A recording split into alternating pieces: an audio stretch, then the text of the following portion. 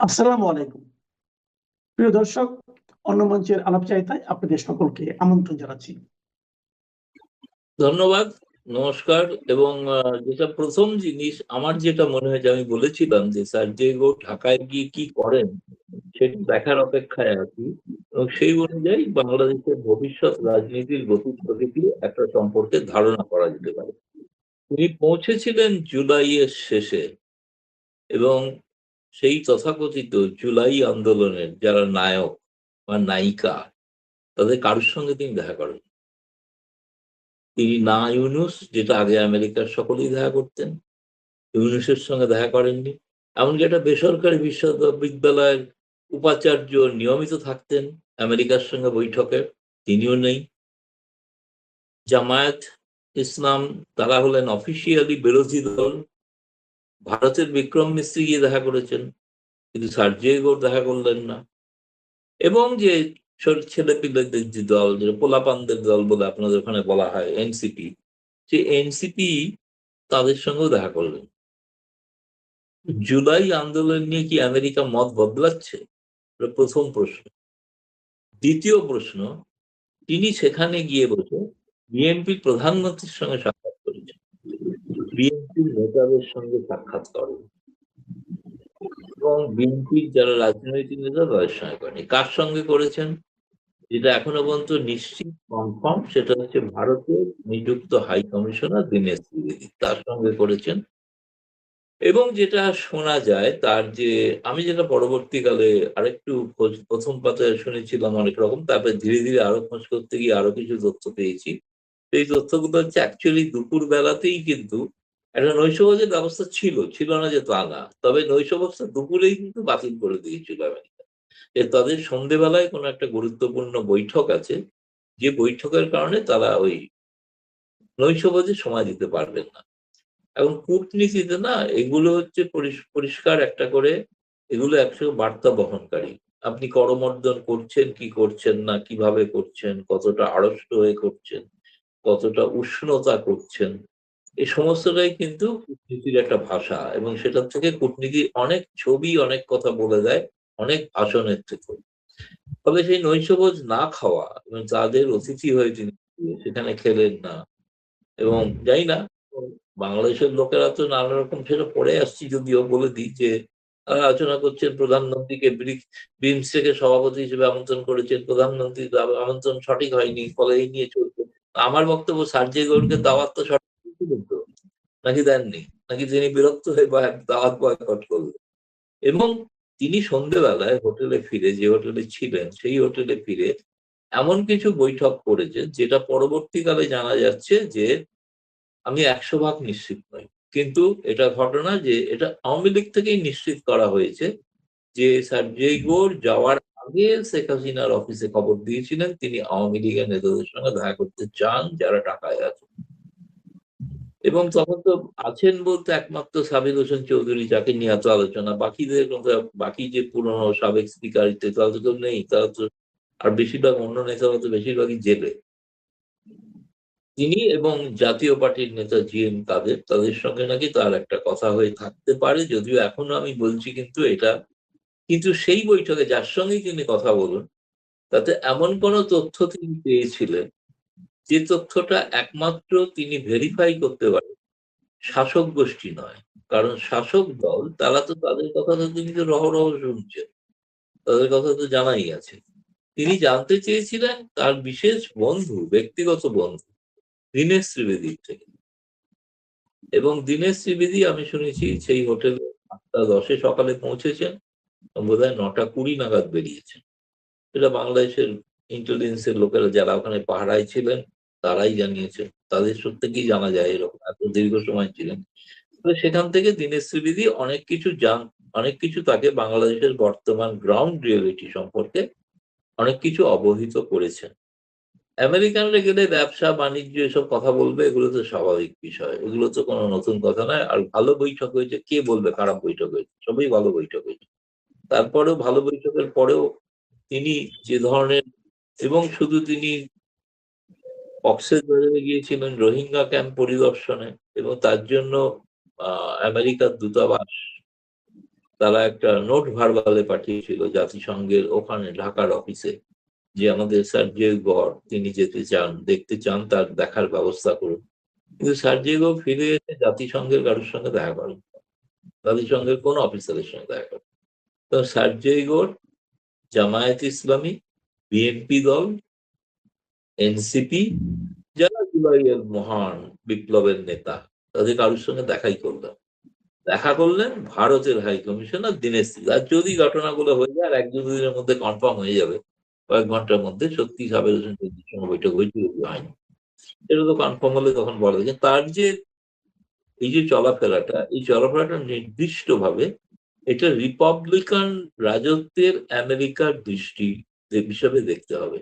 America বলতে America নয়, America বাইপার্টিজান হলেও আমেরিকার ডেমোক্রেটরা যেভাবে তারা দেখেন তাদের যে পররাষ্ট্রনীতি, তার সঙ্গে রিপাবলিকানদের পররাষ্ট্রনীতি সম্পূর্ণ ভিন্ন। ফলে তাদের কাছে এটা কোনো ব্যাপার। আপনি জানেন তো যে রিপাবলিকানরা আসার পর স্বয়ং ট্রাম্প বিবৃতি দিয়েছিলেন যেখানে সংখ্যালঘুদের উপর অত্যাচার হচ্ছে। তুলসী গাবার্ড বলেছিলেন জঙ্গিরা ঘুরে বেড়াচ্ছে বাংলাদেশে, তাই না? তো এখন সেই আমেরিকা, ডোনাল্ড ট্রাম্পের আমেরিকা ভিন্ন চোখে দেখেন জো বাইডেনের আমেরিকার থেকে।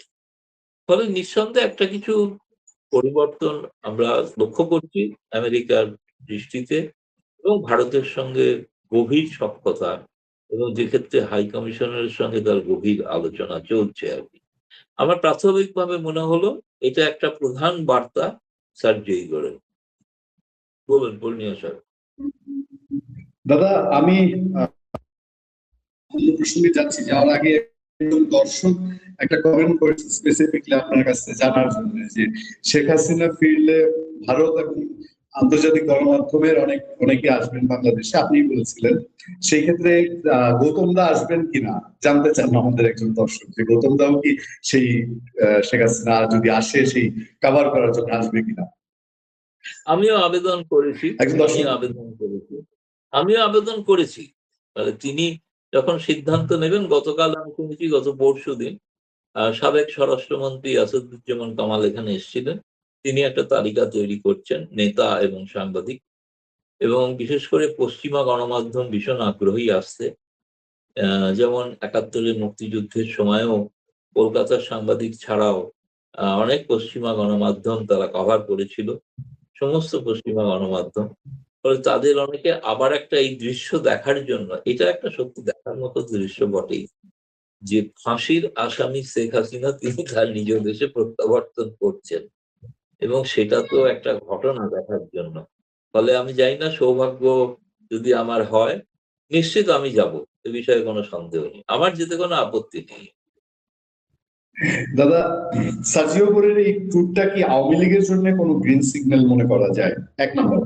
আর দুই নাম্বার হচ্ছে, অনেকে বাংলাদেশের ভিতরে আলাপ করছে যে সার্জিও গোরের দীনেশ ত্রিবেদী বৈঠক করেছেন, এটা তেমন কোনো রহস্য না, মূলত চীনের বাংলাদেশের উপর প্রভাব ঠেকানোর জন্য ভারত এবং আমেরিকা যে এক আছে এইটা নিশ্চিত করার জন্য তারা তারা বোধহয় বৈঠকটা করেছেন। আপনার কি মনে হয়? জানি না কতটা নিশ্চিত হয়েছেন আমেরিকা, আমি তো জানি না। গতকাল রাতে তারা চীনের প্রপোজাল তারা গ্রহণ করেছে, পররাষ্ট্র মন্ত্রণালয় থেকে একটা বিবৃতি দেখলাম।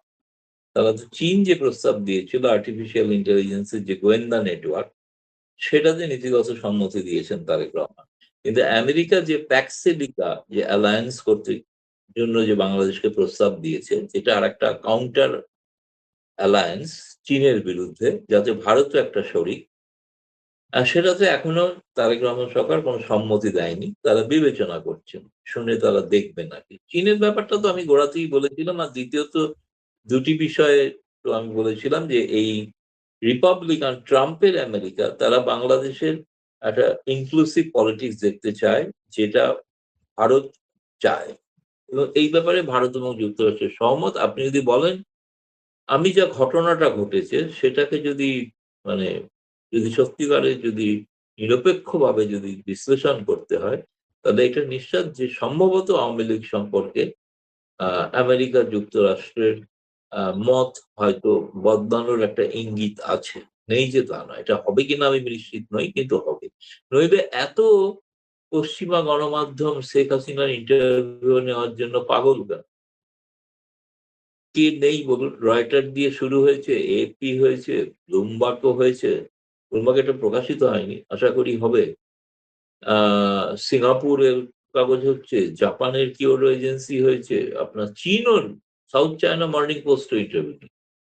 আপনি ভাবুন এতগুলো সংবাদ গণমাধ্যম যারা পশ্চিমা, ভারত ছাড়া, ভারতে তো এখন পর্যন্ত একটি মাত্র সাপ্তাহিক ম্যাগাজিনে পুরো সম্পূর্ণ ম্যাগাজিনটা শেখ হাসিনাকে নিয়েই প্রকাশিত হয়েছে, তার ইন্টারভিউ সমেত, যেখানে তিনি বলেছেন যে তিনি ডিসেম্বরে ফিরছেন। ফলে সার্জেই গোরের যে মানে গোটা বিষয়টা, সফরটা যদি কূটনীতির ভাষায় দেখতে হয়, সার্জেই গোর তো এমন কোনো আশ্বাস কিছু তারেক রহমান সরকারকে কতটা কি দিয়েছেন, এই নিয়ে তো একটা সংশয় আছে। দাদা, একজন দর্শকের খুব সরল প্রশ্ন, আমি আমার দিক থেকে প্রশ্নটা খুব গুরুত্বপূর্ণ মনে করছি না, কিন্তু ওনার সরল প্রশ্ন যে শেখ হাসিনাকে দেশে ফেরাতে ভারতের ভূমিকা দৃশ্যমান হচ্ছে না কেন? বাংলাদেশে অনেকে মনে করে, বা শেখ হাসিনার যারা কর্মী সমর্থক অনেকে মনে করে যে ভারত ফুল সুইং তাকে হেল্প করবে। এখান থেকে বোধহয় প্রশ্নটা করছে যে ভারতের কোন ভূমিকা কেন দৃশ্যমান হচ্ছে না। ভারতের ভূমিকাও দৃশ্যমান হচ্ছে না, যারা প্রশ্ন করছেন তাদের ভূমিকাও দৃশ্যমান হচ্ছে না। রাস্তায় নামছেন কবে সেটা আগে ঠিক করুন। ঘরে ঘরে যা আছে তাই হাতে নিয়ে নাও, যেরকম শেখ মুজিব বলেছিলেন, সেটা নামতে হবে। সেটা না হলে ভারতকে দেখতে পাবেন না। আর তৃতীয়ত, ভারতের ঘোষিত নীতি হচ্ছে শেখ হাসিনা যেদিন যখন যেখানে চাইবেন সেটা যাওয়ার তার ব্যবস্থা করে দেবে। এটা ভারত সরকারের ঘোষিত নীতি, মানে অঘোষিত না, অফ দ্য রেকর্ড না, প্রকাশ্যে ঘোষিত। ভারতকে দেখা যাচ্ছে না, বাংলাদেশে আওয়ামী লীগপন্থী সমর্থকদেরও কিছু কিছু সাহস করে কিছু কিছু লোক রাস্তায় নামছেন, মিছিল করছেন। সবাই তো নামছেন না। যতজন এমপি জিতেছিলেন তাদের প্রত্যেকে যদি অন্তত 500 করে লোকও যদি তারা নামাতে পারেন, তাহলে একটা বিপুল জনসমাগম হয়। কোথায় সেটা দেখছি না তো, তাই না? সেটাও তো দেখছি না। ভারতের জন্য ভরসা করে লাভ নেই। ভারত বাংলাদেশের দুঃসময়ের পাশে ছিল, আছে, ভবিষ্যতেও থাকবে। সেটার জন্য আপনাদের আকাঙ্ক্ষার কোনো প্রয়োজন নেই। আমি শেখ হাসিনার সমর্থক একজনের যেহেতু কমেন্ট নিয়েছি, শেখ হাসিনার বিরুদ্ধে কমেন্ট পড়ে বোঝা যায়, একজনের একটা কমেন্ট দাদা নিতে চাই। শেখ হাসিনাকে রক্ষা করতে ভারত গ্যারেন্টি চাচ্ছে। শেখ হাসিনা 15 বছর কত মানুষ খুন করেছে, সেই বিচার কি ভারত মাথা পেতে নিবে? আমি শেখ হাসিনা বিরোধী পক্ষের এই বিষয়টা আপনার একটু মন্তব্য জানতে চাই। ধরুন, শেখ হাসিনা আসার আগে, ক্ষমতায় আসার আগে যে গণহত্যা হয়েছে, যে অত হত্যাকাণ্ড ঘটেছে, তার দায় কি সেই সরকারগুলো একটাও নিয়েছে? এগুলো কেউ নেয় না।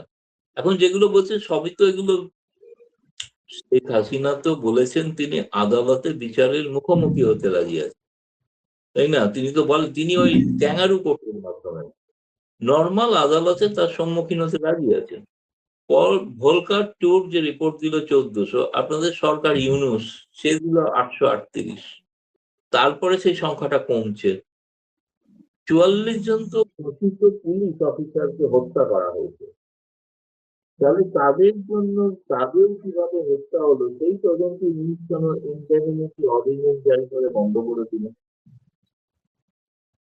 প্রশ্ন হচ্ছে যে সাইফার রাইফেলের বুলেটে হত্যা করা হয়েছে, সেটা নিয়ে কেন তদন্ত হলো না? যেখানে বাংলাদেশের উপদেষ্টা বলছেন, একটা ফোন আসছে, এই জন্য আওয়াজটা একটু কম হয়, একটু কম হবে। কম শুনেছি। জি জি, আপনি কি আমাকে শুনতে পাচ্ছেন? আপনি আমাকে শুনতে পাচ্ছেন দাদা? আপনি, জি, আপনি কিছুক্ষণ আগে যে তথ্যটা দিলেন, এটা আমার মাথায় স্ট্রাইক করছে যে অলরেডি শেখ হাসিনা আসলে মিডিয়া কি হবে এটার প্রিপারেশন শুরু হয়ে গেছে। তার মানে কি এখন আর ওই মিডিয়ায় বক্তব্য দিয়ে উনি আসছেন এটা বলার বাইরেও মাঠ পর্যায়ে তারা কাজ শুরু করেছে যে তারা ডিসেম্বরে ফিরছেন? কাজ কি হচ্ছে আমি জানি না, সেগুলো তো দেখুন গোপন রণনীতি। একটা তো প্রকাশ্যে মিডিয়ার সামনে ঘোষণা করে তো কোনো যুদ্ধের ঘোষণা হয় না, তাই না? মিডিয়ার সামনে ঘোষণা করে তো কিছু হয় না। তো তিনি যখন আসছেন এতটাই কনফিডেন্ট যে তিনি যাবেন, এবং এতটাই কনফিডেন্ট যে সেখানে তার হিম্মত নেই সরকারের তাকে ফাঁসি দেওয়ার, পারবেন না দিতে। বরঞ্চ আমি তো অতীতেও বলেছি, যখন বঙ্গবন্ধুকে ফাঁসি দেওয়ার কথা জুলফিকার আলী ভুট্টো বলেছিলেন, তখন তারই ফাঁসি হয়ে গেছিল পরে। বঙ্গবন্ধু তো সজ্ঞানে সশরীরে বাংলাদেশে হাজির হয়েছিলেন। তাই না? আজ যারা ফাঁসির কথা বলছেন, আমার আশঙ্কা তাদের ফাঁসি না হয়ে যায় শেখ হাসিনা ফেরার পর। সেটা একটা চিন্তার বিষয় আছে। ফলে তাদের এই বিষয়ে বেশি উদ্বেগ না দেখানোটাই ভালো। কারণ এদের তালিকাও তৈরি হচ্ছে। তাদের তালিকা তৈরি হচ্ছে, তারা কিন্তু যুদ্ধ অপরাধী। শেখ হাসিনা যুদ্ধ অপরাধী না। যদি অপরাধও করে থাকেন সেটা ফৌজদারি অপরাধ। সেটা তো বিচার সাপেক্ষ, তাই না? ভারতের কি দায় নেওয়ারে আছে? ভারত কেন দায় নিতে হবে? ভারত মনে করে দ্বিপাক্ষিক সম্পর্কে শেখ হাসিনা থাকাকালীন ভারত সব থেকে বেশি উপকৃত হয়েছে, বাংলাদেশের মানুষ উপকৃত হয়েছে, দুদেশের মধ্যে সম্পর্কটা সোনালী অধ্যায়ে উন্নীত হয়েছিল। আবার শেখ হাসিনা ফিরে এলে প্লাটিনাম পর্যায়ে উন্নীত হবে। সে তো ভারত তো চাইবে সেরকম একজন বন্ধুকে যথাযোগ্য সম্মান, যথাযোগ্য মর্যাদা দেওয়ার জন্য। সেহেতু তার সঙ্গে ভারত তাকে, তিনি তার নিজের দেশে কি করেছেন সেটা সেখানকার মানুষ, সেখানকার জনতা, সেখানকার আদালত তারা ডিসাইড করবে। তো ভারত কেন তার দায় নেবে? ভারতের দায় নেওয়ার তো প্রশ্ন নেই তো। ভারত দাদা কোনোদিনই কতটা দায় নেই। ভারত কি শেখ হাসিনার উপর যে গ্রেনেড হামলা হয়েছিল খালেদা জিয়ার সময়, তার কি দায়িত্ব, কি খালেদা জিয়ার দায়িত্ব কি ভারত নিয়েছিল? নেয়নি তো, তাই না? নিয়েছিল কি? নেয়নি তো। তো সুতরাং আজকে হঠাৎ এই দায়িত্ব ভারতের কি দোষ? ওটা বাংলাদেশের আভ্যন্তরীণ বিষয়। আপনারা বাংলাদেশের মধ্যে ওটা ঠিক করে ফেলুন কি করবেন না করবেন। আমরা দেখে আমাদের স্বার্থ। দাদা এটা কতটা অথেন্টিক তথ্য আমি জানি না। একটা আইডেন্টি ক্লিয়ার নাম বোঝা যাচ্ছে না, লিখছেন 5 আগস্ট শেখ হাসিনা এবং সাকিব আল হাসান প্রথমবার প্রেস কনফারেন্স করবে। 5 আগস্টের কথা বলা হচ্ছে, আমি জানি না কতটুকু কি। যাই হোক, এটা থাকলে তো আপনার কাছে দাওয়াত থাকতো। আমি আরেকটা প্রসঙ্গ দিয়ে শেষ করবো দাদা, আমি অনুষ্ঠান বেশি লম্বা করবো না। সেটা হলো যে বাংলাদেশ, চীন, মিয়ানমার একটা করিডোরের আলাপ চলছে, নাম্বার 1। নাম্বার 2 হচ্ছে সেন্ট মার্টিনস আমেরিকা চায়, সে অনেক আগে থেকে, বঙ্গবন্ধুর সময় থেকে তারা চায়। তারা শেখ হাসিনা অনেকবার বলেছে এটা দিয়ে দিলে তাকে আর ক্ষমতা থেকে যেতে হতো না, এবং ক্ষমতায় থাকতেও তিনি অনেকবার বলেছেন। সেন্ট মার্টিন যদি এখন, আমেরিকার সাথে তো আমাদের এখন খুবই দখল, তারা আমাদের মুক্তিযুদ্ধের যেখানে বিরোধিতা করেছিল তারা এখন মুক্তিযোদ্ধাদের তালিকা করে দিতে চায়। সেই আমেরিকা যদি সেন্ট মার্টিনে বেস করতে পারে, আর এদিকে যদি মিয়ানমার, বাংলাদেশ, চায়না করিডোর হয়, তাহলে সেটা ইন্ডিয়ার জন্য কি বেকায়দাজনক হবে না? অবশ্যই ইন্ডিয়ার জন্য, আমেরিকার জন্য বেকায়দাজনক। আমেরিকা তো চায় না, আমেরিকা হতে দেবে না। ওটা তো শুনুন, ওটা বাংলাদেশ সরকারও তো এখন যে সিদ্ধান্ত নিতে পারে। শি জিনপিং যে প্রস্তাব দিয়েছেন, বাংলাদেশ সরকার কি ঘোষণা করেছে যে আমরা ওই করিডোরে আছি? বেল্ট রোড না। ইনিশিয়েটিভের অন্তরে ভারত মনে করে বেল্ট রোড ইনিশিয়েটিভটা ভারতের স্বার্থ বিরোধী। তো ভারত তো না, আমেরিকা তো চেয়েছিল আমেরিকা থেকে মানে বাংলাদেশ হয়ে, মিয়ানমার হয়ে একটা করিডোর, তাই না? তো সেই করিডোরটা কি হলো? সেটা তো ইউনুস থাকাকালীন তো ইউনুস চেষ্টা করেছিলেন। ইউনুস তো সেন্ট মার্টিনও দিয়ে দিতে পারতেন। তো যাই হোক, দিতে পারেননি, সে চেষ্টা করেছিলেন। তার আগেই তাকে চাপে পড়ে এই নির্বাচন দিতে হয়েছে। তবে আপনি যেটা বলছেন সেটা নিঃসন্দেহে উদ্বেগের বিষয়, তো আমার কাছে তো নয়, এটা গোটা বিশ্বের কাছে উদ্বেগের বিষয়। এই জন্য আমেরিকা সেই কারণেই তো সার্জিক্যাল সফর, যে কতটা এটার সত্যতা আছে সেগুলো তিনি জানতে চেয়েছেন, সেগুলো খোঁজ নিয়েছে কতটা সত্যতা আছে। দাদা, ওই যে দর্শক বলছিলেন যে আওয়ামী লীগ শেখ হাসিনা প্রেস কনফারেন্স করবে, সে আবার বলছে যে কনফার্ম আওয়ামী লীগের পেজে ডিক্লেয়ার করেছে যে Sheikh Hasina 5 August press conference করবে। আমি সবশেষ দাদা যে প্রসঙ্গে আসতে চাই সেটা হলো যে আবারও দীনেশ ত্রিবেদীর প্রসঙ্গ। জামাতে ইসলামী দীনেশ ত্রিবেদী বাংলাদেশে পা দেওয়ার পর থেকেই তাকে নিয়ে সন্দেহ পোষণ করছে। আপনার মনে আছে তিনি যে ওই গোপীন হাজারিকার গানটুকু বলেছিলেন, একই আকাশ একই বাতাস একই যন্ত্রণা, তখনও জামাত প্রশ্ন তুলেছিল। এখনো আবার তারা সাজিয়াগুড়ের ট্যুরটা নিয়ে এসে জামাত ইসলামী প্রশ্ন, বিএনপি নয়, এনসিপি নয়। এর কারণ কি হতে পারে বলে আপনি মনে করেন? না, তাদের কাছে উদ্বেগের বিষয় হয়েছে, একটা সময় তো জামায়াত ইসলামীকে ডেমোক্র্যাটরা খুব গুরুত্ব দিত। ডেমোক্র্যাটরা তো শেখ হাসিনার উপরে চাপ তৈরি করেছিল যে জামায়াত ইসলামীকে রাজনীতি করতে দেওয়া হোক, যেটা শেখ হাসিনা রাজি হননি। রিপাবলিকদের মত ফারাক আছে। আমেরিকার দূতাবাসে যত জামায়াত ইসলামী শিবিরের লোক ছিল বেশিরভাগেরই চাকরি নট হয়ে গেছে, তাদের চাকরি আর নেই। দু একজন রয়ে গেছে, কিন্তু বাকি সকলেরই প্রায় নেই। ফলে জামায়াত ইসলামী সম্পর্কেও এখন রিপাবলিকান আমেরিকা তার মত বদলাচ্ছে।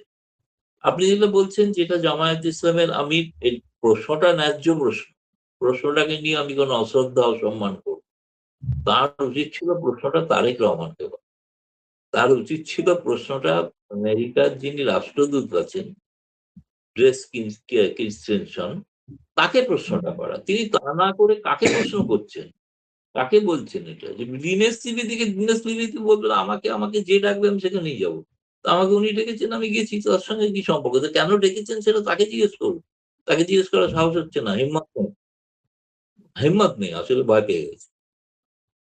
তারেক রহমানকেও প্রশ্ন করতে পারছেন না, প্রশ্ন করতে পারছেন না আমেরিকান দূতাবাস যে তোমরা কেন দীনেশ ত্রিবেদীর সঙ্গে বৈঠক করলে? অথচ বিবৃতি দিয়ে করা উচিত না, তো জানি, সে তো আপনি দেখেছেন তো, আপনাদের খুব ফেভারিট যারা সেই ধরনের জুলাই তথাকথিত বিপ্লব, তার যে হোতা একজন বিদেশে বসে বসে নানা রকম গালি দিতেন, তিনিও তারেক রহমানকে গালি দিয়েছেন যে আত্মসমর্পণ করেছে তারেক রহমান, যে তার যেই গোরকে এরকম ভারতীয় হাইকমিশনের সঙ্গে বৈঠক করতে দিয়ে। দুঃখের বিষয়, সময় বদলাচ্ছে, সময় বদলাচ্ছে, বদলে যাবে ডিসেম্বরের মধ্যে। ডিসেম্বরটা বিজয়ের মাস। আগস্ট মাস শুরু হয়েছে, সব শেষ দাদা। আপনি এর আগে আগস্ট নিয়ে একটা আশঙ্কার কথা বলেছিলেন যে আগস্টে কিছু হতে পারে। আগস্ট মাস শুরু হয়েছে, নতুন কোনো বাতাস কি টের পাচ্ছেন? আগস্ট মাসে খুব নেতিবাচক ঘটনা ঘটে। রাষ্ট্রপতির পদত্যাগ হয়ে গিয়েছে, নতুন রাষ্ট্রপতি হবেন এই আগস্টে। সেনাপ্রধানেরও বিদায় আসন্ন, তিনিও চেঞ্জ হতে পারেন। আর তৃতীয়ত আগস্ট মাসে এই যে দীনেশ ত্রিবেদীর এত এত মানে তার তৎপরতা বেড়ে গিয়েছে, মার্কিন দূতাবাসের তাদের আনাগোনা, যেটা একসময় শেখ হাসিনার সময় হতো, এখন তারেক রহমানের সময় ঘটছে। 5ই আগস্ট শেখ হাসিনা সেদিন চলে এসেছিলেন ভারতে। ফ্যাক্ট যে তিনি সেই দিনই প্রেস কনফারেন্স করবেন এবং এই প্রথম তিনি সাংবাদিকদের প্রশ্নের উত্তর দেবেন। এটা ঘটনা। আমি আমন্ত্রণপত্র পেয়েছি। বাংলাদেশের সাবেক প্রধানমন্ত্রী শেখ হাসিনা দেশে ফেরার ঘোষণা দেওয়ার পর বিষয়টি নিয়ে যখন রাজনৈতিক আলোচনা তুঙ্গে, ঠিক তখনই নয়াদিল্লিতে তিনি একটি ভার্চুয়াল প্রোগ্রামে ভাষণ দিবেন। আগামী 5ই আগস্ট দিল্লিতে foreign correspondents club of south এশিয়ার উদ্যোগে আয়োজিত অনুষ্ঠানে ভার্চুয়ালি বাংলাদেশের সাবেক প্রধানমন্ত্রী বক্তব্য দেবেন। দিল্লির একাধিক সূত্র বলছে, ওই অনুষ্ঠানে শেখ হাসিনা তার ভবিষ্যৎ পরিকল্পনা এবং বাংলাদেশের প্রত্যাবর্তনের প্রস্তাব সম্পর্কে কথা বলতে পারেন। তবে অনুষ্ঠানে ভার্চুয়ালি তার বক্তব্য দেওয়ার কথা থাকলেও সরাসরি তিনি সাংবাদিকদের প্রশ্নের জবাব দিবেন কি না তা নিশ্চিত হওয়া যায়নি। দিল্লিতে সাংবাদিকদের অনুষ্ঠানে শেখ হাসিনার বক্তব্য দেওয়ার এমন খবর ছড়িয়ে পড়ার পর নতুন করে রাজনৈতিক মহলে আলোচনা শুরু হয়েছে। বিশেষ করে ভারতের লোকসভায় সংসদীয় কমিটির এক রিপোর্টকে কেন্দ্র করে বাংলাদেশের কিছু গণমাধ্যমে শেখ হাসিনা ভারতে রাজনীতি করতে পারবেন না বলে প্রচার করা হয়েছিল। তার পরপরই দিল্লির এফসিসি সাউথ এশিয়ার মতো পাবলিক ফোরামে শেখ হাসিনা বক্তব্য দিবেন, এই খবর শুধু শেখ হাসিনা ইস্যুই নয়, বরং তার দেশে ফেরাকে ঘিরে ভারত ও বাংলাদেশের সম্পর্কের রাজনীতি নতুন মোড় নিতে পারে, এমনটাও মনে করছেন কেউ কেউ। আবার মাত্র একদিন আগে বাংলাদেশ থেকে সফর শেষ করে দিল্লিতে ফিরে গিয়েছেন মার্কিন প্রেসিডেন্ট ডোনাল্ড ট্রাম্পের বিশেষ দূত সার্জিও গোর, যিনি বাংলাদেশে এসে বাংলাদেশের পররাষ্ট্রমন্ত্রীর চেয়ে বেশি সময় ধরে বৈঠক করেছেন বাংলাদেশে নিযুক্ত ভারতীয় হাই কমিশনার দীনেশ ত্রিবেদীর সাথে। দীনেশ ত্রিবেদী আবার সেই বৈঠক শেষে ছুটে গিয়েছেন দিল্লিতে। আনুষ্ঠানিক ঘোষণা না দিলেও সার্জিও গোর বেশ কিছু রাজনৈতিক বৈঠকও করেছেন। মার্কিন দূতাবাসের একটি সূত্র বলছে, গোর ফিরে যাওয়ার পর দূতাবাসের সংশ্লিষ্ট কর্মকর্তাদেরকে আওয়ামী লীগের নেতাদের সাথে যোগাযোগ বাড়ানোর নির্দেশ দেওয়া হয়েছে। অন্যদিকে শেখ হাসিনা সাংবাদিকদের অনুষ্ঠানে বক্তব্য দেওয়ার জন্য এমন একটি দিনকে বেছে নিয়েছেন যেই দিনে 2 বছর আগে তার সরকারের পতন হয়েছিল। আবার আওয়ামী লীগ আগস্ট মাস উপলক্ষে কর্মসূচি ঘোষণা করায় তা নিয়ে নড়ে চড়ে বসেছে বাংলাদেশ সরকারের শীর্ষ মহল। এমন সব পরিস্থিতিতে শেখ হাসিনার এমন ভার্চুয়াল অনুষ্ঠানে বক্তব্য দেওয়ার খবর বেশ চাঞ্চল্যের সৃষ্টি করেছে। তারপর দুটি আন্তর্জাতিক সংবাদ মাধ্যম রয়টার্স ও এএফপি কে দেওয়া সাক্ষাৎকারে বাংলাদেশের সাবেক প্রধানমন্ত্রী শেখ হাসিনা বলেছিলেন তিনি চলতি বছরের ডিসেম্বরের মধ্যে বাংলাদেশে ফিরবেন। তার বিরুদ্ধে একটি মামলায় মৃত্যুদণ্ড সহ একাধিক মামলায় দণ্ড থাকা সত্ত্বেও তিনি দেশে ফিরবেন বলে দাবি করেছিলেন। সবশেষ এপিকে তিনি জানিয়েছিলেন দেশে ফিরলে 3টি সম্ভাবনার যে কোনো একটি ঘটতে পারে, তাকে মেরে ফেলা হতে পারে, নির্যাতন করা হতে পারে কিংবা গ্রেপ্তার করা হতে পারে, এমন 3টি আশঙ্কার কথা মাথায় রেখেই তিনি ফিরতে চান। শেখ হাসিনার এমন বক্তব্যের পর বাংলাদেশের সরকারি ও রাজনৈতিক মহলে বিষয়টি নিয়ে নানা ধরনের আলোচনা চলছে। বাংলাদেশ সরকারের শীর্ষ মহলের মধ্যে সবশেষ 30শে জুলাই আইনমন্ত্রী মোহাম্মদ আসাদুজ্জামান ঢাকায় এক অনুষ্ঠানে সাংবাদিকদের বলেছেন, শেখ হাসিনা দেশে এলে আইন তার নিজস্ব গতিতে চলবে। আইনমন্ত্রী দাবি করেছেন, শেখ হাসিনা দেশে এসে আত্মসমর্পণ করতে চাইলে হয়তো তার আগেই তাকে গ্রেপ্তার করা হবে। বিষয়টির ব্যাখ্যা দিয়ে আইনমন্ত্রী বলেছেন, বাংলাদেশের সাবেক এই প্রধানমন্ত্রীর প্রত্যর্পণের জন্য সরকার চেষ্টা করছে। আইনমন্ত্রীর দাবি, একজন ফাঁসির আসামি হলেও যদি বাংলাদেশের কোনো নাগরিক দেশটির আইনের প্রতি শ্রদ্ধা দেখিয়ে বাংলাদেশে এসে সারেন্ডার বা আত্মসমর্পণ করতে চান, সেখানে হয়তো সারেন্ডারের আগেই অ্যারেস্ট বা গ্রেপ্তার হবেন। সরকারের পক্ষ থেকে এই ধরনের বক্তব্যের পরও শেখ হাসিনা তার অবস্থানে অনড়।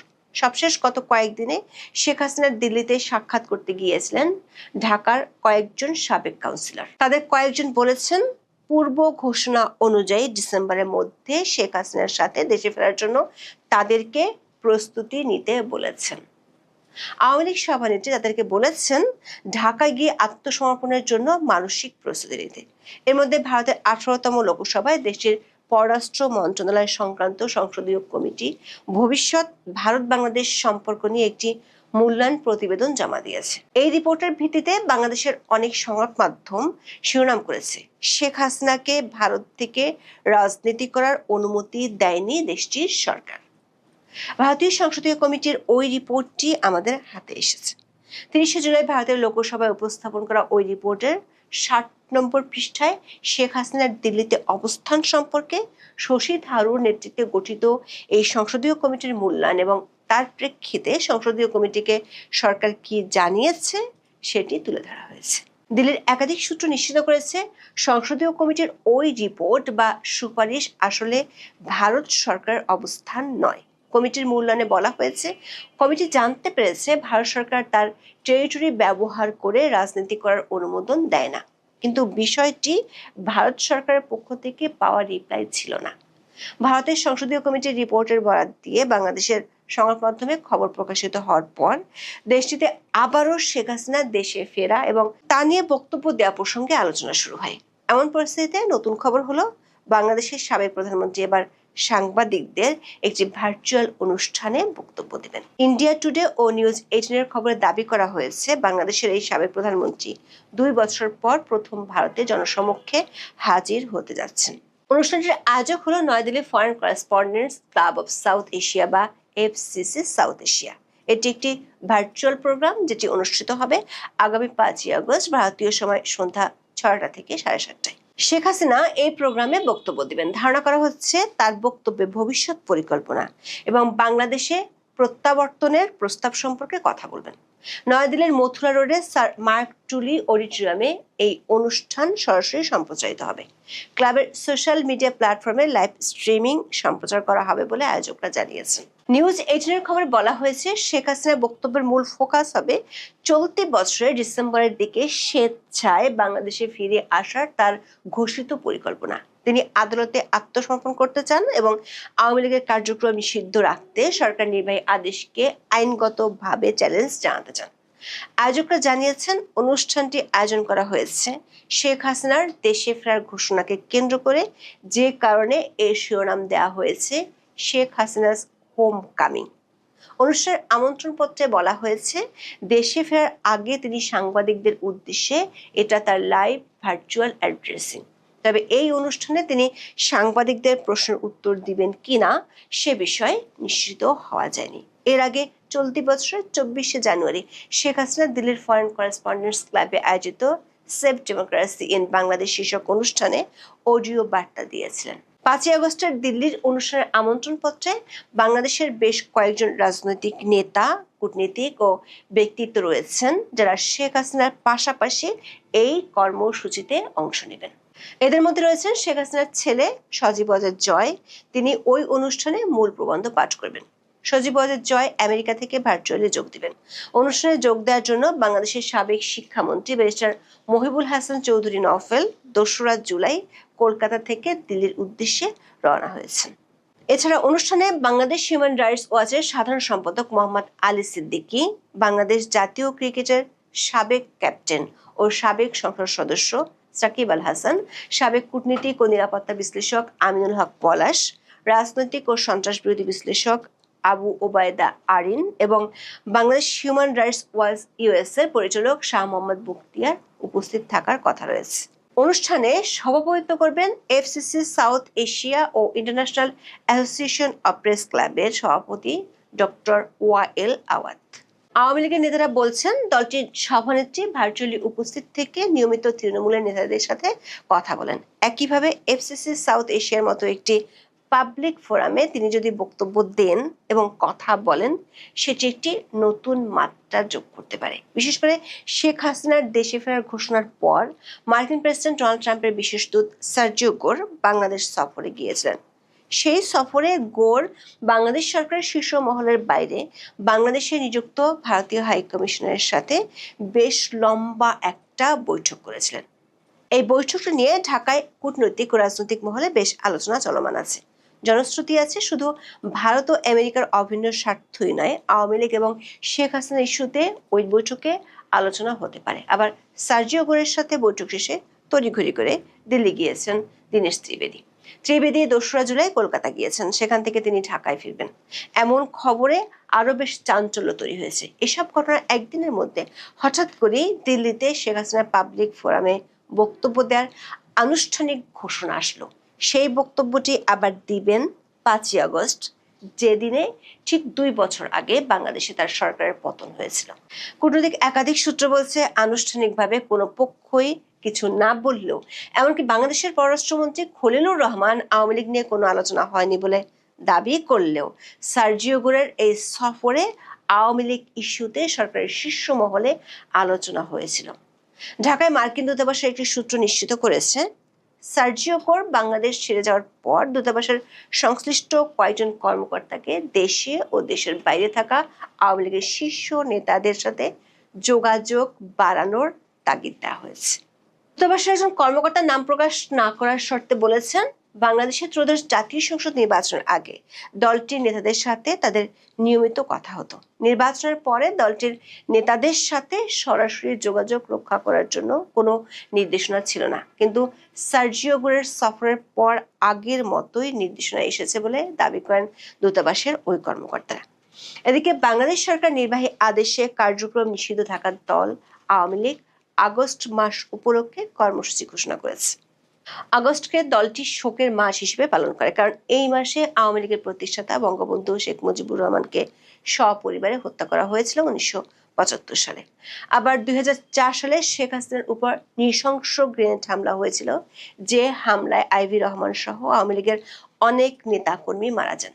এর মধ্যে আগস্টের প্রথম 2 দিনে আওয়ামী লীগ ও অঙ্গ সংগঠনের নেতারা দেশের বেশ কয়েকটি জেলায় মিছিল করেছে। অবশ্য বিষয়টি সরকারের নজর এড়ায়নি। স্বরাষ্ট্রমন্ত্রী সালাউদ্দিন আহমেদ 2রা আগস্ট সাংবাদিকদের বলেছেন, আগস্ট মাস জুড়ে আওয়ামী লীগের বিভিন্ন তৎপরতা পরিলক্ষিত হচ্ছে। এই কারণে সংশ্লিষ্ট সবাইকে সতর্ক থাকার নির্দেশ দেওয়া হয়েছে।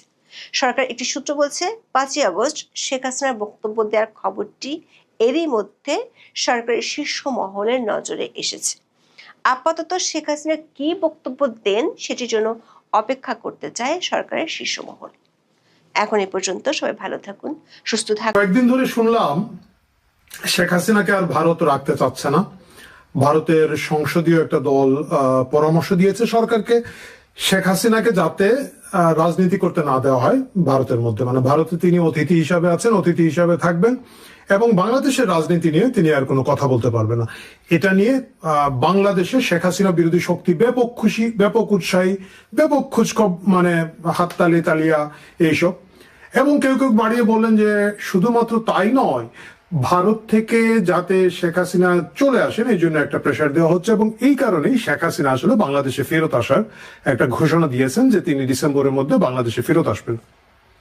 সব ঠিকঠাক ছিল, কিন্তু আজকে হঠাৎ করে ইন্ডিয়া টুডেতে একটা নিউজ প্রকাশিত হয়েছে যে 5 আগস্ট বাংলাদেশ থেকে ঠিক 2 বছর পরে শেখ হাসিনা প্রকাশ্যে সাংবাদিকদেরকে অ্যাড্রেস করবেন। আমরা একটু দেখি যে ইন্ডিয়া টুডে কি খবরটা দিয়েছে। ইন্ডিয়া টুডে বলছে, former Bangladesh prime minister Sheikh Hasina is said to make her first open appearance before the media in India nearly 2 years after her government was ousted amid mass student-led protests in Bangladesh. Bangladesh থেকে ছাত্র আন্দোলনের মাধ্যমে ক্ষমতাচ্যুতির ঠিক 2 বছর পরে Sheikh Hasina first open appearance before the media in India, ভারতের মিডিয়াগুলোর কাছে open appearance মানে প্রকাশ্যে আসছেন। আমরা দেখলাম যে এটা কে আয়োজন করছে, জিনিসটা আয়োজন করছে foreign correspondents club of South Asia, FCC South Asia, বা দক্ষিণ এশিয়ার যাতে কূটনৈতিক রিপোর্টারদের যে ক্লাবটা আছে তারা দিল্লিতে এটা আয়োজন করছে। এবং where Sheikh Hasina is expected to speak about her future plans and her proposed return to Bangladesh, যেখানে আশা করা হচ্ছে যে শেখ হাসিনা তার ভবিষ্যৎ কর্ম পরিকল্পনা উপস্থাপন করবেন এবং তার বাংলাদেশে ফেরত আসার ব্যাপারে আলাপ করবেন। এই যখন অবস্থা, আমরা দেখলাম যে এই প্রোগ্রামটা শুধুমাত্র যে শেখ হাসিনা থাকবেন তা না, এর মধ্যে আশা করা যাচ্ছে কিনোট স্পিকার হিসাবে থাকবেন সজীব ওয়াজেদ জয় শেখ হাসিনা পুত্র। এর বাইরে থাকবেন মহবুবুল হাসান চৌধুরী নওফেল। আমরা জানি যে সাবেক শিক্ষামন্ত্রী, বাংলাদেশের তরুণ আওয়ামী লীগ নেতাদের মধ্যে সবচেয়ে সম্ভাবনাময় যাদেরকে বিবেচনা করে তার মধ্যে একজন, তিনিও ভারতে আছেন এই মুহূর্তে। এবং ইঞ্জিনিয়ার মোহাম্মদ আলী সিদ্দিকী, তিনি হচ্ছেন general secretary Bangladesh human rights watch. এর বাইরে আরো উপস্থিত থাকছেন খুব ইন্টারেস্টিং ক্রিকেটার সাকিব আল হাসান, বিশ্বের অলরাউন্ডার ক্রিকেটার হিসেবে যিনি দীর্ঘদিন শীর্ষস্থানে ছিলেন, 1 নম্বর অলরাউন্ডার হিসেবে পরিচিত, এবং আওয়ামী লীগের সাবেক এমপি সাকিব আল হাসান এখানের মধ্যে আশা করা যাচ্ছে যে কথা বলবেন। আমিনুল হক পলাশ থাকছেন, আপনারা অনেকে আমিনুল হক পলাশকে চিনেন, সাবেক গোয়েন্দা কর্মকর্তা এবং কূটনীতিবিদ, যিনি 5 আগস্টের পরবর্তীতে এই মুহূর্তে লন্ডনে আছেন এবং ডক্টর ইউনূসের অনেক নথিপত্র নিয়ে তিনি একটা গুরুত্বপূর্ণ বই লিখেছেন, খুবই সরব, তিনি সোশ্যাল মিডিয়ায় তিনি থাকবেন। Abu Obaida Arin, writer, political analyst, এবং থাকবেন advocate Shah Mohammad Bakhtiar, director Bangladesh human rights watch USA। তারা সকলেই থাকবেন এবং এই জিনিসটা হবে ভারতীয় টাইম সন্ধ্যা 6টা থেকে 7:30 পর্যন্ত, sir Mark Tully auditorium, AB 19, new Delhi 110001। এর বাইরেও এটা এই ক্লাবের এফসিসি সাউথ এশিয়ার এক্স হ্যান্ডেল, ফেসবুক, ইউটিউব এবং ওয়েবসাইটেও লাইভ পাওয়া যাবে। You are cordially invited. এবং আমন্ত্রণ পত্রে লেখা আছে যে রেজিস্ট্রেশন ইজ ম্যান্ডেটরি, বাধ্যতামূলকভাবে রেজিস্ট্রেশন করতে হবে। এটা খুব সম্ভবত একটা ভার্চুয়াল অনুষ্ঠান হতে যাচ্ছে, সেখানে হয়তো শেখ হাসিনা শারীরিকভাবে উপস্থিত হবেন না, কিন্তু যেভাবে বলা হচ্ছে তিনি প্রকাশ্যে আসবেন, ধারণা করা যেতে পারে যে তাকে হয়তো ভিডিওতে দেখা যাবে। গত 2 বছর ধরে তার কণ্ঠস্বর আমরা প্রায় শুনে থাকি, তিনি ফেসবুকের মাধ্যমে কথা বলে থাকেন, বিভিন্ন তার কর্মী সমর্থক বিভিন্ন দেশে আছেন যারা তাদেরকে বক্তৃতা দিয়ে থাকেন, ভাষণ দিয়ে থাকেন এবং সেই ভাষণগুলো অনলাইনে পাওয়া যায়। এর বাইরে তার কণ্ঠস্বর যারা টেলিগ্রাম লীগের সদস্য, মানে টেলিগ্রামের ভিতরে আওয়ামী লীগের যে বিভিন্ন যোগাযোগ নেটওয়ার্ক আছে তাদের সাথে আছে। এবং শেখ হাসিনা মাঝখানে দাবি করেছেন যে 300 আসনের অধিকাংশ সংসদীয় আসনের নেতাকর্মীদের সাথে তিনি সরাসরি টেলিফোনে কথা বলেছেন। এই ব্যাপক সংখ্যক কথাবার্তা শেখ হাসিনা শোনা গেল, তার কণ্ঠস্বর প্রায় প্রতিদিনই বা প্রতি সপ্তাহে শোনা গেলেও তাকে প্রকাশ্যে কেউ দেখেনি। সম্প্রতি দিল্লিতে একটা গুরুত্বপূর্ণ বৈঠক হয়েছে যেখানে আওয়ামী লীগের বিভিন্ন শ্রেণীর নেতাকর্মীরা উপস্থিত ছিলেন বলে আমরা জেনেছি এবং তাদের কেউ কেউ বলেছেন তারা আপাকে সরাসরি দেখেছেন। যদিও সেখানে রাজনীতি নিয়ে কি কথা হচ্ছে সেগুলা খুব একটা শোনা যায় না, যারাই বলেছেন এরা আপা কত ভালো, আপাকে দেখে কান্না এসেছে, আপাকে দেখে ইত্যাদি ইত্যাদি ইত্যাদির মধ্যেই ছিলেন অবভিয়াসলি। বাট এই প্রথম ফর্মালি শেখ হাসিনা 5 আগস্টকে কেন্দ্র করে ঠিক 2 বছর পরে সাংবাদিকদেরকে অ্যাড্রেস করবেন, একটা সংবাদ সম্মেলনের মতো হচ্ছে। এবং যেখানে যেহেতু এই অর্গানাইজেশনটা যে foreign correspondents club of South Asia, দক্ষিণ এশিয়ার সকল কূটনৈতিক রিপোর্টারদের একটা ক্লাব, ধারণা করা হচ্ছে বিশ্বের প্রায় সকল গুরুত্বপূর্ণ মিডিয়ার প্রতিনিধিরা এখানে উপস্থিত থাকবেন এবং তারা এটাকে কভার করবেন। মনের খুব কষ্ট অনেকেরই হবে, কারণ হচ্ছে 5 আগস্ট যেভাবে বাংলাদেশে একটা উত্তেজনাপূর্ণ, 5 আগস্ট তো বলা যাবে না, 36শে জুলাই বাংলাদেশে যেরকম উত্তেজনাপূর্ণ হবে, যেরকম উৎসব মুখর বলুন বা আয়োজন এবং আড়ম্বরপূর্ণ হবে বলে আশা করা গিয়েছিল, সেটা হচ্ছে না। আমি দেখলাম যে 5 আগস্টের যে জুলাই যোদ্ধারা তারা বিভিন্ন জায়গায় একে অপরের সাথে কামড়াকামড়ি করছেন, এবং যে মাস্টারমাইন্ড সংগঠন তারা কামড়াকামড়ি করছেন না, তারা কার পাছা যাচ্ছে, কার টেবিলে, কার বিছানায়, কার হোটেলে, এবং আল বটর বাহিনী এখন আল বটম বাহিনী হিসাবে পরিচিত হয়ে যাচ্ছেন। এর বাইরে ঢাকায় খুব সম্ভবত একটা কনসার্ট হচ্ছে। এর আগে 2 বছর আগে যেখানে অনেক শিল্পী মিলে 3 আগস্টের 3 তারিখে শেখ হাসিনা বিরোধী প্রতিরোধ কনসার্ট করেছিলেন, এবার বোধহয় 2-3টা সংগঠন সেখানের মধ্যে মাত্র আছে, 2-3টা ব্যান্ড সেখানে অংশ নিচ্ছে। খুব সম্ভবত আগের মতো ফান্ড পাচ্ছে না, ফান্ডের অভাব আছে। সে যাই হোক, 5 আগস্টকে ঘিরে বাংলাদেশের ভেতরে যে পরিমাণ উত্তেজনা হওয়া উচিত ছিল, যে পরিমাণ সেলিব্রেশন হওয়ার কথা ছিল, এটা গত কিছুদিন ধরে আমার কাছে মনে হচ্ছে যে সেই পরিমাণ না। জুলাই মাসটা চলে গেল এবং সেই জুলাই খুব একটা আলোচিত বা খুব একটা উদযাপনের ভিতর দিয়ে খুব একটা যে গেছে তা না। অনেকগুলো বিচ্ছিন্নভাবে আমরা দেখেছি ছোট ছোট আলোচনা সভা হয়েছে, এবং সেগুলাতে যেটা হয় খুব স্বাভাবিকভাবে চিৎকার চেঁচামেচি হয়েছে। আজকে আমি দেখলাম মাহদি আমিন, প্রধানমন্ত্রী তারেক রহমানের উপদেষ্টা, তিনি এক জায়গায় গিয়েছেন এবং তিনি প্রায় বক্তৃতা দিতে পারেন নাই, তাকে ব্যাপক হাউ মাওয়ের মধ্য দিয়ে অনেক বিনয়ের সাথে কিছু কথা বলে পালিয়ে আসা বলা ঠিক না, মানে কথা বলে চলে আসতে হয়েছে এবং অনেকটা অপমানিত হয়েছে। এই যখন 5 আগস্টের অবস্থা, তখন পুরো ন্যারেটিভটা চেঞ্জ করে দেওয়ার জন্য শেখ হাসিনা যদি বক্তৃতা দেন ওই দিন, তাহলে দেখা যাবে 5 আগস্টের মূল ফোকাসটা, মূল কেন্দ্রবিন্দুতে শেখ হাসিনা চলে আসছেন। শেখ হাসিনার ভাষ্য অনেক বেশি স্প্রেড হবে, সেটা আন্তর্জাতিক মিডিয়া তো বটেই, বাংলাদেশের ভিতরে অনেক বেশি আলোচনা হবে। এবং ঠিক 2 বছরের মাথায় 5 আগস্ট 24-এর পরে 5 আগস্ট 26-এ এসে এই মিডিয়া নিয়ন্ত্রণ বলুন, ন্যারেটিভ নিয়ন্ত্রণের জায়গায় যদি শেখ হাসিনা চলে আসেন, আওয়ামী লীগ চলে আসে, সেটা যারা শেখ হাসিনা বিরোধী এবং যারা ভেবেছিলেন যে আওয়ামী লীগ আর উঠে দাঁড়াতে পারবে না, শেখ হাসিনা আর উঠে দাঁড়াতে পারবেন না, শেখ হাসিনার রাজনীতি শেষ, তাদের দিলে একটা বড় আঘাত হিসাবে থাকবে। আমরা এখনো জানি না শেখ হাসিনাকে ওই দিন প্রকাশ্যে দেখা যাবে কিনা। না দেখা, ভিডিও কনফারেন্সে দেখা যাওয়ার একটা বিরাট সম্ভাবনা আছে, যেটা ইন্ডিয়া টুডের খবর থেকে বোঝা যাচ্ছে। আর যদি দেখা নাও যায়, তিনি যদি অডিও মাধ্যমে বক্তৃতা দিয়ে থাকেন এবং সেটা পুরো সাংবাদিক সমাজের সামনে, বিশ্ব সাংবাদিক সমাজের সামনে দিয়ে থাকেন, আমি মনে করি যে আওয়ামী লীগ ন্যারেটিভ নির্মাণের ক্ষেত্রে এবং ন্যারেটিভ নিয়ন্ত্রণের ক্ষেত্রে এই প্রথম একটা গুছিয়ে অ্যাপ্রোচ নিচ্ছে। এটার ফল আওয়ামী লীগের পক্ষে যাবে। আওয়ামী লীগ তার বক্তৃতাটা 2 বছর পরে হয়তো দিতে পারবে। আসলে কি হবে সেটা শেখ হাসিনার ভাষণ শোনা না পর্যন্ত বোঝা যাচ্ছে না, এবং সেই ভাষণটা আমরা সন্ধ্যা 6টা থেকে 7:30 পর্যন্ত ভারতীয় টাইম, মানে বাংলাদেশি টাইম সন্ধ্যা 6:30 থেকে 8টা পর্যন্ত রাতে শুনতে পাবো। সেটা ফেসবুক, এক্স হ্যান্ডেল এবং ইউটিউব চ্যানেলে যেহেতু আসবে, আমরা সকলে সেটার দিকে নজর রাখবো। আমরা দেখতে চাই শেখ হাসিনা কি বলেন, কিভাবে তিনি 5 আগস্টকে তাদের ভাষ্য উপস্থাপন করেন এবং তার কি প্রতিক্রিয়া বাংলাদেশে হয়। বাংলাদেশের লোকজন যারা শেখ হাসিনা বিরোধী আছেন, বর্তমান সরকারে আছেন এবং সরকারের বিরোধী দল হিসাবে আছেন, তারা সকলে কি আরো বেশি ভীত সন্ত্রস্ত হয়ে পড়েন কিনা, উত্তেজিত হয়ে পড়েন কিনা, এবং সেই উত্তেজনার জের হিসাবে বাংলাদেশে আওয়ামী লীগ নেতা কর্মীদের উপর আরো বেশি মামলা, আরো বেশি হামলা হয় কিনা, না নাকি উল্টো আওয়ামী লীগের নেতা কর্মীরা আরো বেশি উৎসাহিত হয়ে, কারণ ইতিমধ্যেই আমরা দেখেছি স্বরাষ্ট্রমন্ত্রী বলেছেন যে আগস্ট মাসকে ঘিরে পুলিশকে সতর্ক করা হয়েছে, কারণ বিভিন্ন জায়গায় আওয়ামী লীগ অলরেডি মিছিল মিটিং করছে, যেটা সরকারকে বেশ একটু উদ্বিগ্ন করে রেখেছে।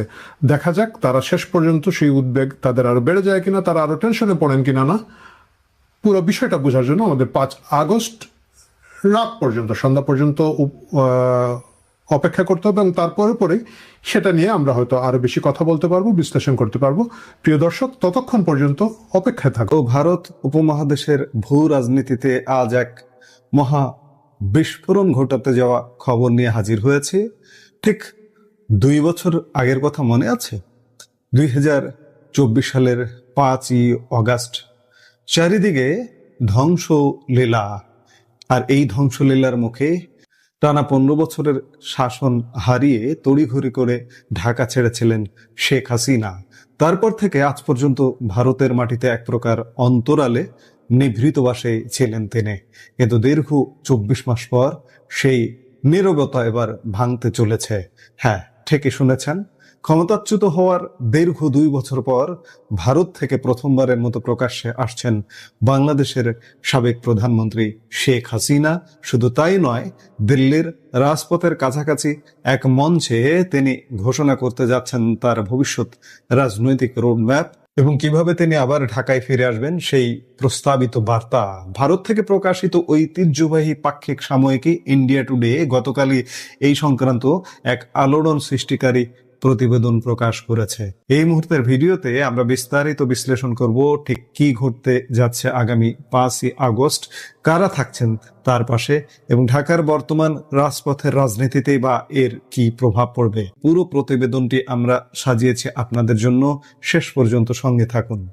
ইন্ডিয়া টুডের এক্সক্লুসিভ রিপোর্ট অনুযায়ী আগামী 5 আগস্ট 2026 অর্থাৎ শেখ হাসিনা সরকার পতনের ঠিক দ্বিতীয় বার্ষিকীর দিনটিতে আয়োজন করা হয়েছে এই নজিরবিহীন অনুষ্ঠানটি।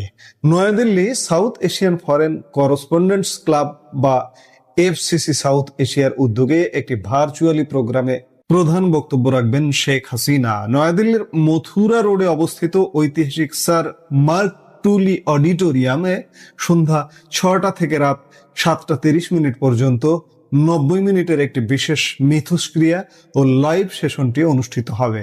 এএফসিসি সাউথ এশিয়ার সোশ্যাল মিডিয়া প্ল্যাটফর্মগুলোতে এই আলোচনাটি সারা বিশ্বের দর্শকরা সরাসরি দেখতে পাবেন। ক্ষমতা হারানোর পর থেকে শেখ হাসিনা গণমাধ্যম ও গণজামায়াত এড়িয়ে চলছিলেন, ফলে গণমাধ্যমের মুখোমুখি হয়ে প্রকাশ্যে বক্তব্য দেওয়ার এটি হতে যাচ্ছে তার জীবনের একটি অন্যতম ঐতিহাসিক অধ্যায়। দর্শক, আসুন একটু পেছনে ফিরে তাকায় 2024 সালের জুলাই আগস্টের সেই দিনগুলোর কথা স্মরণে আনা যাক। বিতর্কিত কোটা পদ্ধতি সংস্কারের দাবিতে শুরু হওয়া ছাত্রদের আন্দোলন দেখতে দেখতে কিভাবে এক সরকার পতনের আন্দোলনের রূপ নিয়েছিল। 2024 সালের 5 আগস্ট আন্দোলনকারীদের ঢাকা অভিমুখে লং মার্চ এবং সরকারি ভবনগুলোতে ভাঙচুর ও নজিরবিহীন বিক্ষোভের মুখে শেখ হাসিনা তার দীর্ঘ 16 বছরের শাসনের ইতি টেনে ভারতে আশ্রয় নিতে বাধ্য হন। আর ঠিক 2 বছর পর 2026 সালের 5ই আগস্টে তিনি বেছে নিলেন তার নীরবতা ভাঙার দিন হিসেবে। রাজনৈতিক বিশ্লেষকরা মনে করছেন দিনটির নির্বাচন অত্যন্ত তাৎপর্যপূর্ণ। যে দিনে তার শাসন পতন হয়েছিল সেই দিনটিতেই তিনি তার নিজের রাজনৈতিক পুনর্বাসন ও ঢাকায় ফেরার কৌশল দেশবাসীর সামনে তুলে ধরতে যাচ্ছেন। এখানে একটু যুক্ত করা দরকার, ইন্ডিয়া টুডে যেভাবে প্রতিবেদন করেছে তাতে মনে হচ্ছে এবং মানুষের মধ্যেও গতকাল থেকে বিভ্রান্তি ছড়িয়ে পড়েছে যে শেখ হাসিনা কি জনসমক্ষে আসছেন, তাকে প্রকাশ্যে 2 বছর পর দেখা যাবে। বিষয়টা কিন্তু এমন নয়। এই যে অনুষ্ঠানটি হতে যাচ্ছে, এই অনুষ্ঠানটিতে তিনি ভার্চুয়াল এবং ভিডিও নয় এটি নিশ্চিত করেই বলা যায়, অডিওতে যুক্ত হবেন। তিনি যেভাবে যুক্ত হন তার দলের সোশ্যাল মিডিয়া পেজে বা তার বিভিন্ন প্ল্যাটফর্মে, ঠিক সেই প্রক্রিয়াতেই এই কাজটি কিন্তু শেখ হাসিনা সরকার পতনের পর ভারতে গিয়ে একটু নিঃশ্বাস নেবার পর থেকেই করে যাচ্ছেন। গত প্রায় 1.5 বছর, কমপক্ষে 1.5 বছর ধরে তো করে যাচ্ছেনই। সেটি একটু বৃহৎ প্ল্যাটফর্মে, সংবাদ মাধ্যমের সামনে এবং একটি আনুষ্ঠানিক আয়োজনে তিনি অংশ নিতে যাচ্ছেন। দেখুন, শেখ হাসিনার এখনো প্রকাশ্যে আসবার মতো সময় হয়নি, সময় ঘনিয়ে আসছে, তার প্রস্তুতি চলছে। এই প্রস্তুতিকালে যে সময়, যে সন্ধিক্ষণে তিনি সামনে আসবেন, তার আগেই যদি তিনি নিজেকে দেখা দেন বা সামনে আসেন, তাহলে তার সেই চূড়ান্ত ক্ষণটা কিন্তু ভেস্তে যাবে। শুধু তাই নয়, ভিডিওতেও আসা যাবে না, এবং যার কারণে তিনি ভিডিওতে আসেন না। আজকের পৃথিবীতে ভিডিও, এই যে আমি যে ভিডিওটা করছি, প্রযুক্তি এমন জায়গায় পৌঁছে গেছে যে আমি এই ভিডিওটি পৃথিবীর কোন প্রান্ত থেকে করছি বা কথা বলছি, এই ভিডিওটি আমার ছবিটিকে দেখে প্রযুক্তি বিশ্লেষণ করে দিতে পারে যে আমার লোকেশন, স্থান কোথায়। আপনারা খেয়াল করে দেখেছেন যে শেখ হাসিনার স্থান, বসবাসের স্থান, লোকেশন ভারত শুধু নয়, পৃথিবীর কোনো গণমাধ্যম আজ পর্যন্ত বের করতে পারেনি। যদি বের করতে পারত তাহলে কেউ না কেউ এটা পাবলিশ করে দিত। যার দরুন শেখ হাসিনা এখনো প্রকাশ্যে আসার সময় হয়নি বা আসবেন না, তিনি ভার্চুয়ালি এই অনুষ্ঠানটাতে যোগ দেবেন। ইন্ডিয়া টুডের প্রতিবেদনে একটি অত্যন্ত চমকপ্রদ তথ্য উঠে এসেছে। দিল্লির এই ভার্চুয়াল ইভেন্টে কিন্তু কেবল একা শেখ হাসিনা থাকবেন না, তার সাথে যোগ দিচ্ছেন সাবেক আওয়ামী লীগ সরকারের বেশ কয়েকজন শীর্ষ রাজনৈতিক ব্যক্তিত্ব, কূটনীতিক, মানবাধিকার কর্মী এবং জাতীয় স্তরের আইকনরা। আসুন এক নজর দেখে নেই এই আমন্ত্রিতদের তালিকা।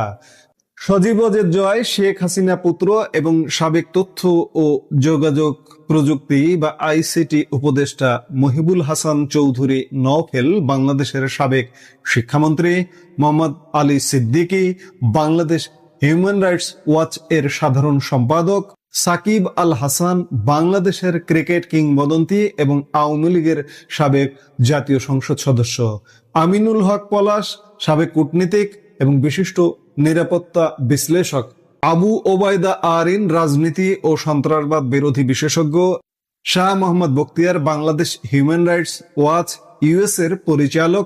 অনুষ্ঠানটির সভাপতিত্ব করবেন ডক্টর ওয়াএল আওয়াদ, যিনি Foreign correspondents Club of South Asia এবং International association of Press Clubs এর সম্মানীয় সভাপতি। একসঙ্গে এত প্রভাবশালী ব্যক্তিদের একই মঞ্চে আসা স্পষ্ট ইঙ্গিত দেয় এটি নিছক কোনো সাধারণ আলোচনা সভা নয়, বরং একটি সুসংগঠিত রাজনৈতিক উপস্থিতি জানান দেওয়ার পরিকল্পনা। এদিকে শেখ হাসিনা যখন দিল্লি থেকে তার রাজনৈতিক রোডম্যাপ দেওয়ার প্রস্তুতি নিচ্ছেন, তখন ঢাকার রাজনৈতিক মানচিত্র কিন্তু গত 2 বছরে পুরোপুরি বদলে গেছে। আন্দোলনের পরপরই ক্ষমতায় আসা ডক্টর মোহাম্মদ ইউনূসের নেতৃত্বাধীন অন্তর্বর্তীকালীন সরকারের মেয়াদ ইতিমধ্যে সমাপ্ত হয়ে গেছে। 2026 সালের ফেব্রুয়ারিতে অনুষ্ঠিত সাধারণ নির্বাচনের মধ্য দিয়ে বাংলাদেশে আনুষ্ঠানিকভাবে নতুন সরকার গঠিত হয়েছে। বর্তমানে বাংলাদেশ জাতীয়তাবাদী দল বিএনপির নেতৃত্বাধীন জোট ক্ষমতায় রয়েছে এবং দেশের প্রধানমন্ত্রী হিসেবে দায়িত্ব পালন করছেন তারেক রহমান। নতুন বিএনপি নেতৃত্বাধীন সরকার সাবেক আওয়ামী লীগ সরকারের নীতি ও নেতাদের বিরুদ্ধে নানা আইনি পদক্ষেপ অব্যাহত রেখেছে। উপরন্তু আদালতের বিচারাধীন প্রক্রিয়ার অংশ হিসেবে বাংলাদেশের সন্ত্রাস বিরোধী আইনের অধীনে সাবেক ক্ষমতাসীন দল আওয়ামী লীগের রাজনৈতিক কর্মকাণ্ড এখনো নিষিদ্ধ অবস্থায় রয়েছে। দর্শক, সব মিলিয়ে আগামী 5ই আগস্ট দিল্লির সাউথ এশিয়ান ফরেন করেসপন্ডেন্ট ক্লাবের এই ইভেন্টটি বাংলাদেশ ও ভারতের আন্তর্জাতিক কূটনৈতিক অঙ্গনে বিরাট তোলপাড় সৃষ্টি করতে যাচ্ছে, তাতে কোনো সন্দেহ নেই। একদিকে ঢাকায় নিষিদ্ধ ঘোষিত একটি রাজনৈতিক দলের প্রধান হয়ে শেখ হাসিনা কিভাবে তার পুনর্বাসনের কথা বলবেন, আর অন্যদিকে ভারতের মাটি থেকে এই ধরনের হাই প্রোফাইল প্রকাশ্য বার্তা ঢাকা ও দিল্লির কূটনৈতিক সম্পর্কে কি প্রভাব ফেলবে সেটি এখন দেখার বিষয়। আমরা নিশ্চয়ই দেখব। এই মুহূর্তের ভিডিও থেকে বিদায় নিতে চাই। আপনারা একটা খবর পেয়ে গেছেন যে মোমিন মেহেদী এবং তার স্ত্রী সান্তানা ফারজানাকে কিভাবে জুলাই জঙ্গি শিবিরের লোকজন কিভাবে তাদের সাথে কি আচরণটা তাদের সাথে করেছে। তার স্ত্রীকে আঘাত করেছে, মোমিন মেহেদীকে ফোন থেকে আননোন নাম্বার থেকে সরাসরি হুমকি দিতেছে মেরে ফেলার জন্য। আমরা এটা জানতাম এটা ঘটবে, কারণ এদের এটা বরদাস্ত হবে না। মোমিন মেহেদী তো এত বড় দল নয় যে বিএনপি জামাত জুলাই জঙ্গিদের শেষ করে ফেলবে, তারপরেও তারা সমালোচনা সহ্য স্বাভাবিক, কারণ জুলাই সন্ত্রাসীরা তো এসেছে বাক স্বাধীনতাকে ধ্বংস করার জন্য, রাজনীতি ধ্বংস করার জন্য। কিন্তু কয়জন মোমিন মেহেদী ফারজানার মুখ বন্ধ করে রাখবে এরা, এই জুলাই জঙ্গিরা। সবচেয়ে ইন্টারেস্টিং কথা হচ্ছে যে আমেরিকার মুখপাত্র বাংলাদেশে এসে ভারতের রাষ্ট্রদূতের সাথে আলোচনা করতেছেন, আওয়ামী লীগের বর্ষিয়ান নেতা সাবের হোসেন চৌধুরীর সাথে আলোচনা করতেছেন। কিছুটা পরিবর্তন বোঝা যাচ্ছে, যে কোনো একটা কিছু পরিবর্তন আসতেছে বোঝা যায়। তারপর এক ভাবির পোলা বলেছে ডিপ স্টেটের কথা, নাকি ডিপ স্টেট থেকে সতর্ক থাকতে হবে। ওদের মুখে রাম নাম। আর সর্বশেষ একটা খবর আমরা শুনেছি যে সাবেক আইজিপি বেনজির আহমেদ দুবাইয়ের কারাগার থেকে ছাড়া পেয়েছেন এবং তিনি এখন ইউরোপের দিকে রওনা দিচ্ছেন বা যাবেন, এরকম কথা আমরা শুনেছি। সাবেক ইসরায়েলি প্রধানমন্ত্রী বলেছেন যে ইরানের চেয়েও কাতার বেশি বিপজ্জনক। কথাটা কতটুকু সত্য জানি না, তবে কাতারের যেহেতু অনেক অজস্র পয়সা রয়েছে, সুতরাং সেটা সত্য হতেও পারে। আমরা দেখেছি ইরানের চেয়েও বেশি বিপজ্জনক কাতার বলেছেন, এবং কাতারকে আনুষ্ঠানিকভাবে শত্রু রাষ্ট্র ঘোষণা করবেন ইসরায়েলের সাবেক প্রধানমন্ত্রী নাফতালি বেনেট এই কথাটা বলেছেন। তার দাবি যে বর্তমানে কাতার ইসরায়েলের চেয়ে বেশি বিপজ্জনক। তারা এবং ইরান যেমন প্রকাশ্যে বলেছে তারা ইসরায়েল ধ্বংস করতে চায়। 2023 সালে 7 অক্টোবর হামলা চালানো নুখবা সন্ত্রাসীদের অর্থায়ন করেছে। এছাড়া কাতার পরিচালিত আল জাজিরা এমন একটি গণমাধ্যম যা আমাদের বিরুদ্ধে সবচেয়ে বেশি বিষাক্ত প্রচারণা চালায়। মানে ইসরায়েলের সাবেক প্রধানমন্ত্রী এই কথাটা বলেছেন। এটা আমার কথা না, তিনি সাবেক প্রধানমন্ত্রী নাফতালি বেনেট বলেছেন কাতারের যে এই আল জাজিরা না সাল জাজিরা এটা আসলে বিপজ্জনক, এটা মুসলমানদের জন্য ক্ষতিকর। জঙ্গিবাদের